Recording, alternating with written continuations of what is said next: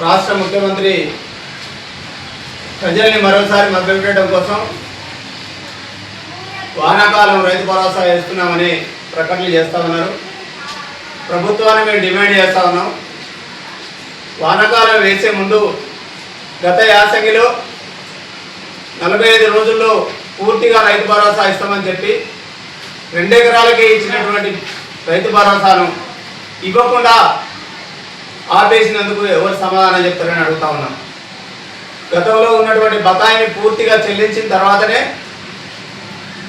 లేదా వానాకాలం రైతు భరోసాతో పాటు యాసంగి బకాయిని కూడా చెల్లించాలని డిమాండ్ చేస్తున్నాం. మీరు ఇచ్చినటువంటి 6 గ్యారెంటీలలో ఏ ఒక్కటి కూడా ఇప్పటి వరకు పూర్తిగా ప్రజలకు అందించే పనిలో మీ ప్రభుత్వం లేదు. ఏమైనా మాట్లాడితే ప్రతిపక్ష పార్టీ నాయకులను హరీష్ రావును, కేటీఆర్ను, కేసీఆర్ను తిట్టుకుంటూ గత 2.5 సంవత్సరాల కాలంగా మీరు కాలం నడుపుతున్నారు తప్ప ఏ ఒక్క కార్యక్రమాన్ని కూడా ప్రజలకు అందించినటువంటి పాపాన పోలేదు. ఈరోజు మళ్ళీ రేపో మాపో ఎన్నికలు పెట్టుకుందామనే ఆలోచనతోటి ప్రజల్ని మభ్యపెట్టడం కోసం వానాకాలం రైతు భరోసా వేస్తున్నామని చెప్తున్నారు. దానితో పాటే తప్పనిసరిగా యాసంగి రైతు భరోసా వేయాలని డిమాండ్ చేస్తున్నాం. జై తెలంగాణ. జై తెలంగాణ.